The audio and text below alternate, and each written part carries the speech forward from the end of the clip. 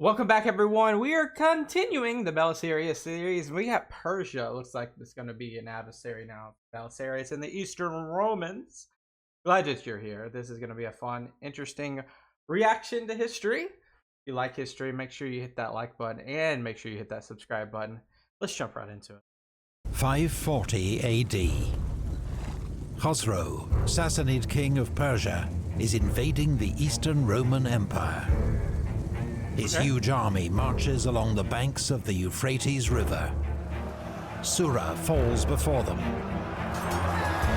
Hierapolis is ransomed for 2,000 pounds of silver. That don't seem like a lot. Berea burns. Then, to the horror of all Romans, Khosrow takes Antioch, second city of the empire, the Roman capital of the Near East. The city burns. Soldiers flee. Civilians are massacred. And it's always the worst that comes to the civilians, guys. The historian Procopius writes, "I become dizzy as I write about such a great calamity, and transmit it to future times to remember. I cannot understand why it should be God's will to exalt the fortunes of a man or place, and then to obliterate them for no cause that is apparent to us." Meaning, this entirety of this battle, the death, the calamity is all for what? For opinions? For glory? What is it for? After years of victories, Justinian's empire is rocked by this devastating onslaught. The emperor can send only his cousin Germanus and 300 soldiers, with a promise of a great army to follow. But there is no great army. Roman forces are tied down fighting Justinian's wars in the west. Instead, he will dispatch his greatest general, Belisarius, and pray for a miracle. All you can Little do. knowing that the empire is about to be plunged into an even greater catastrophe, unlike anything the world has ever seen before. Plague? Yep, plague. Do it. Trouble had been brewing on Justinian's eastern frontier for years. The Eastern Roman and Sassanid empires, the two great powers of the Middle East, had signed a treaty of eternal peace just 8 years before. Sure. But Khosrow had looked on with growing alarm, as Roman forces, led by Belisarius, had reconquered first North Africa, then Italy. Half in jest, Khosrow asks Justinian for his share of the tribute, since these victories are only possible because he's granted the Romans peace. He's granted them a chance to live. He feels that he has the cards. But the joke is wearing thin. Khosrow receives envoys from the Goths in Italy and the Armenians, who beg him for aid. Justinian, they tell him, has conceived the desire of seizing the entire earth. He will march against the Persians with those he has already enslaved, respecting neither the name of friendship nor any of his sworn promises.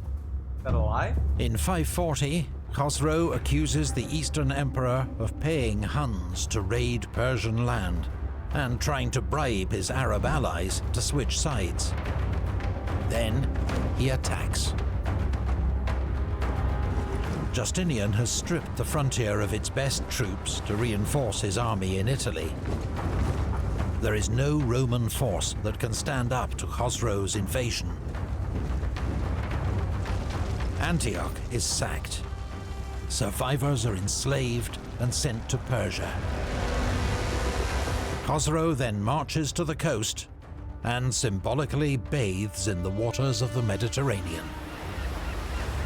Okay. He moves on to Apamea, where he demands 1,000 pounds of silver, but lets the priests keep their piece of the true cross. He then fixes the local chariot race, so that Justinian's favourite team, the Blues, lose. Justinian agrees to pay Khosrow £5,000 of gold, with 500 more to be paid annually in exchange for a truce. Satisfied, Khosrow sets off for home. However, he does not let the truce prevent him from extorting several more payments en route. Wow. It is the Eastern Roman Empire's greatest military humiliation in 3 centuries. We haven't even seen strategy yet, how they're going to get their get back now.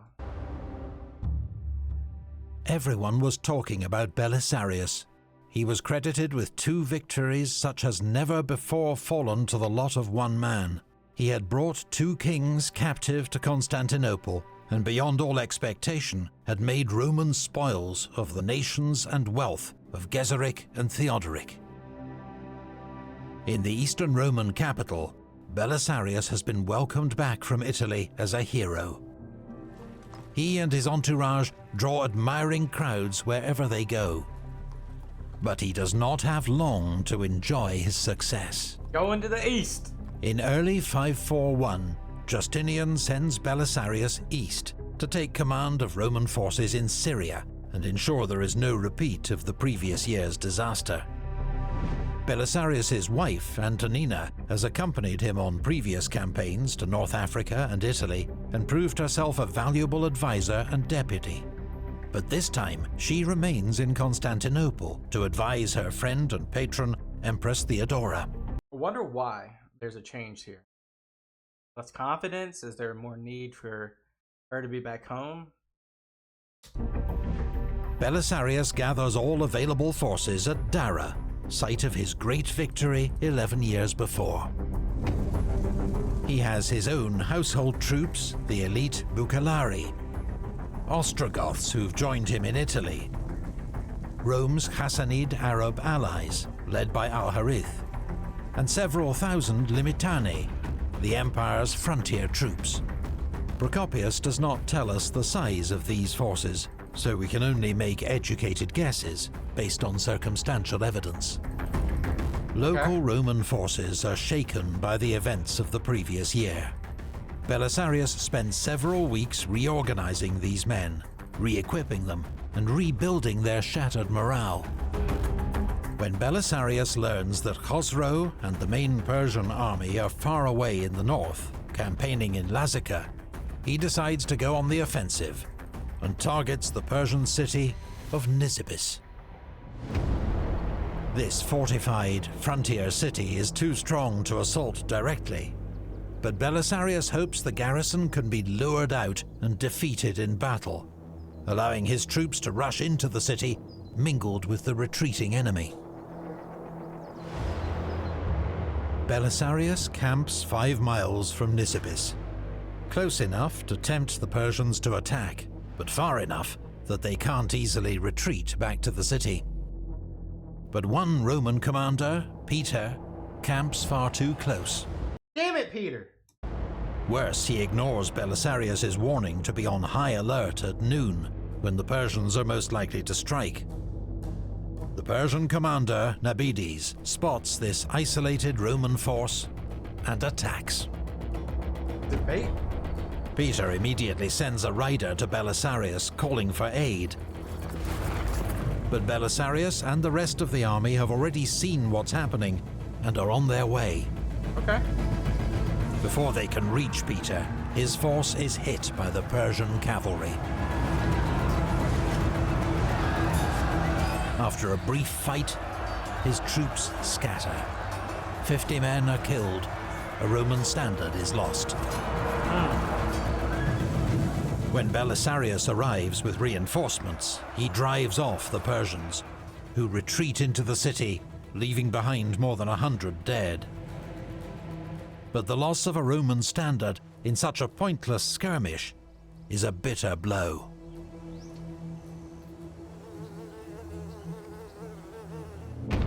Belisarius marches on to the Persian fort at Caesarion. His first attack is repelled.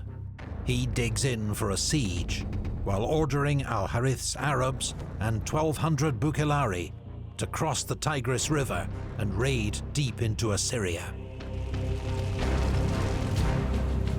It has been many years since the Romans have raided this far into Persian territory. There is little resistance and much plunder.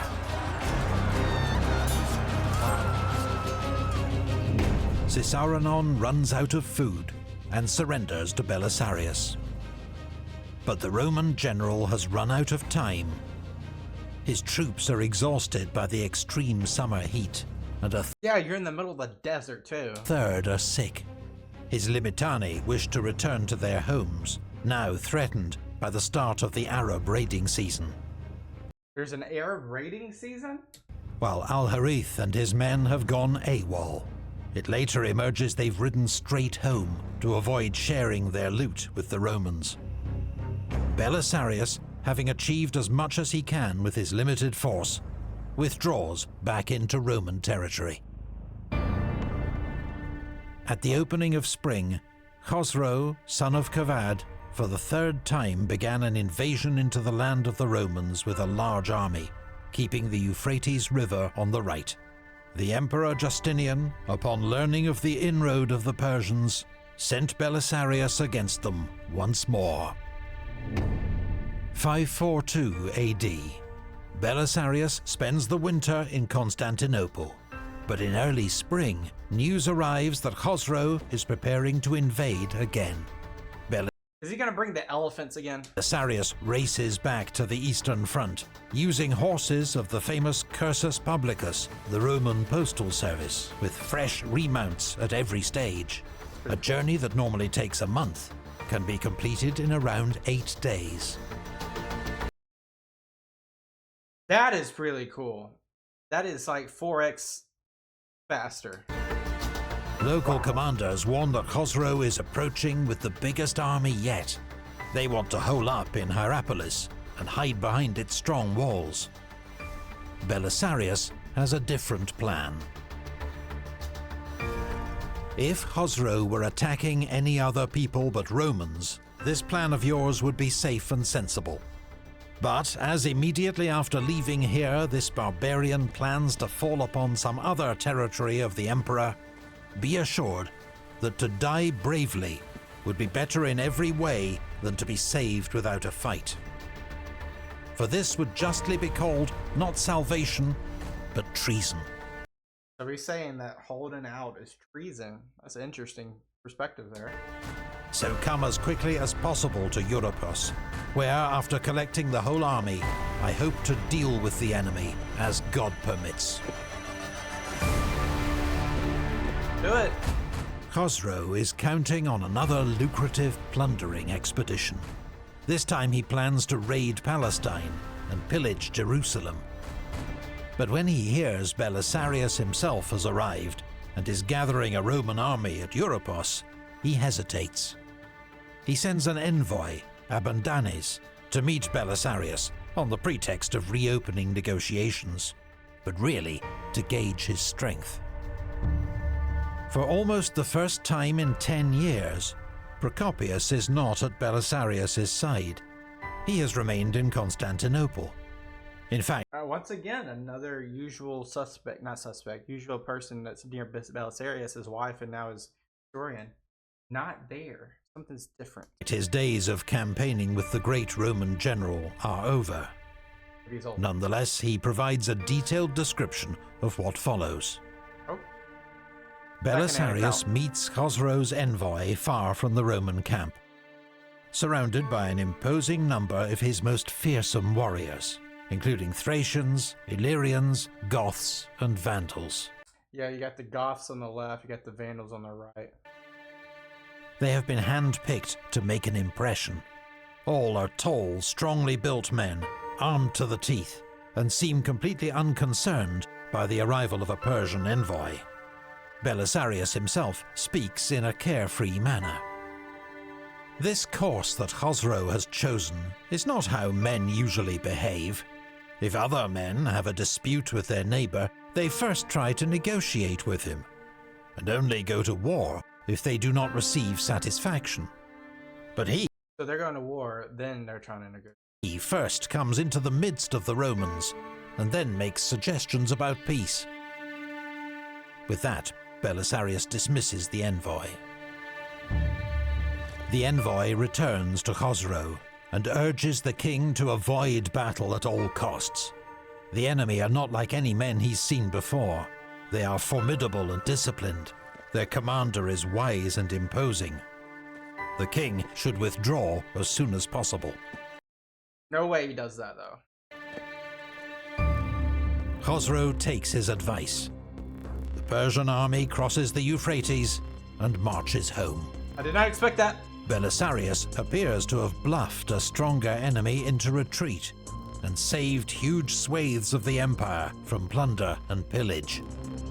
According to Procopius, the Romans praised Belisarius. He seemed to have achieved greater glory in their eyes by this feat than when he brought Gelimer or Witigis captive to Constantinople. In truth, it was an achievement of great importance and deserving great praise, at a time when all the Romans were hiding in terror behind their defences. Really cool. Belisarius and his Bucellari, putting on a show that is so intimidating and deceptive that the Persian king abandons his campaign. It's a famous and memorable scene. But did it ever happen? Many historians believe that something even more terrifying caused Khosrow's rapid withdrawal. He'd discovered the empire was riddled with plague.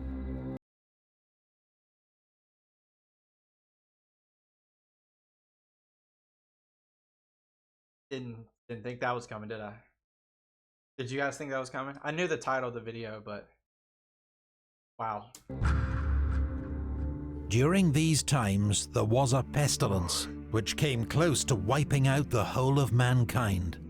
Now, in the case of all other scourges sent from heaven, some explanation or cause might be given by daring men. But for this calamity, it is quite impossible either to express in words or to conceive in thought any explanation, except, indeed, to refer it to God. The 6th century world is full of strange and mysterious phenomena. Sometimes even a highly educated man like Procopius can only record his observations and trust in God. Of the year 536, he wrote, "It came about during this year that a most dread portent took place. The whole year the sun gave forth its light without brightness, like the moon, and it seemed much like an eclipse, for its beams were not clear, nor like those it usually makes. From the time when this thing happened, men were free neither from war, nor pestilence, nor any other thing that brings death." Ooh, volcano exploded, the ash covered the ozone layer, allowing not enough heat down. The crops failed because of lower centigrades across the world. And then plague on top of that. Experts now believe Procopius was observing the atmospheric aftermath of a massive volcanic eruption. Yep. In fact, a cluster of volcanic activity around this date would help to trigger what's become known as the Late Antique Little Ice Age.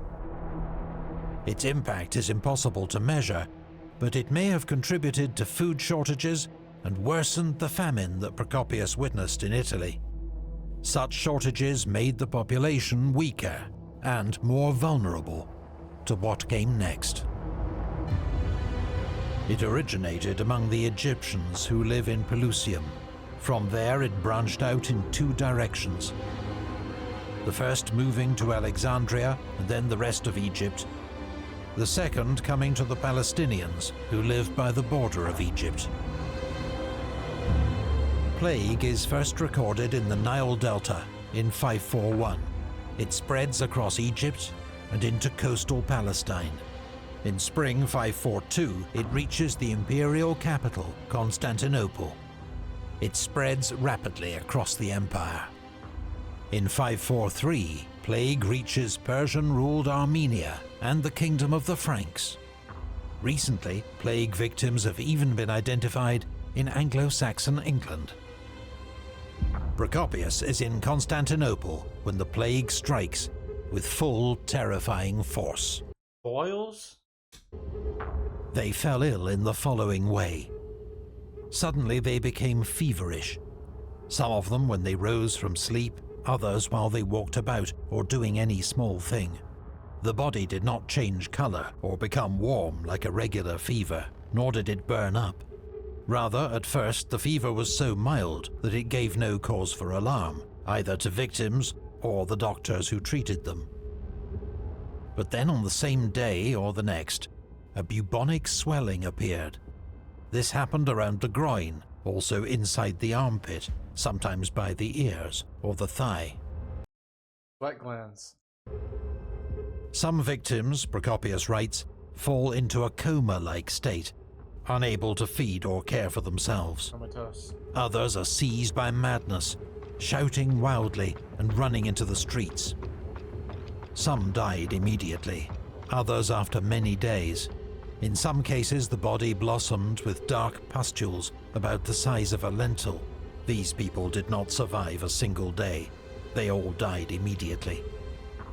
Many others suddenly began to vomit blood and perished immediately. I must also state that the most eminent doctors predicted that many would die who shortly afterwards were unexpectedly free of all sickness. I mean, medicine was nothing compared to today, so this was more or less like an act of God to them. They also claimed that many would survive who were destined to perish almost immediately. Thus, there was no cause behind this disease that any human reason could grasp. For in all cases, the outcome made little sense. DNA analysis of human remains from this and later pandemics has identified the cause of this terrifying disease, a deadly bacterium called Yersinia pestis. Procopius is at the center of the world's first bubonic plague pandemic. The second, 8 centuries later, is known as the Black Death. The peak of the pandemic lasts 3 months. On the very worst days, the death toll in Constantinople alone may be as high as 10,000. Between a third and half the city's population perish. Entire households are wiped out. The city's graveyards overflow, and corpses are crammed into city watchtowers. Life just isn't worth living at that point. What I mean by that is, like, can you imagine your family, your neighbors, people you've known your whole life, gone, without a reason, without a trace? Everything feels hollow. It was not easy in those times to see anyone out and about, for all were holed up in their homes. If you happened to chance upon someone going out, he was carrying one of the dead. All work came to a standstill. And we think the thing that we just went through was bad. No. The plague hits the Empire's great cities hardest, but the pestilence also reaches deep into the countryside. Then Emperor Justinian himself falls sick. News soon reaches the army in Syria. There are even rumors that the emperor is already dead. Belisarius and his generals discuss the situation, but we have no reliable information on what is said or by whom. Justinian has no children. The succession will be an uncertain and dangerous time. Their own role may be decisive. They may even discuss who among them is best placed to succeed the emperor. Unexpectedly, Justinian makes a full recovery. But Empress Theodora has learned of the generals' meeting in Syria.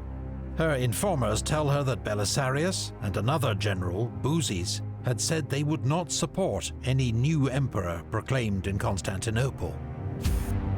Theodora regards these words as treason, a clear sign they will turn against her if her husband should die. Oh my god. That's not what they meant. She's making it all about herself. I don't think that's what they meant. They meant that during these uncertain times, they're not just going to accept something. They're going to have something a little bit more conservative happen.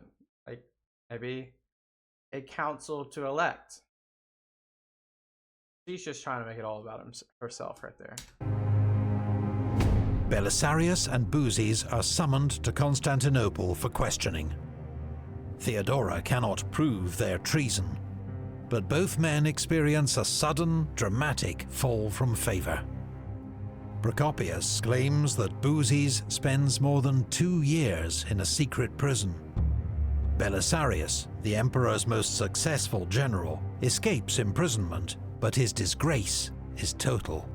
He is all because this woman thinks, come on, dismissed from command and loses much of his fortune. His famed bucellari are split up and distributed amongst other commanders. It just pisses me off so much. He should have just... You said treason, right? Belisarius lives in Constantinople as a private citizen for more than a year.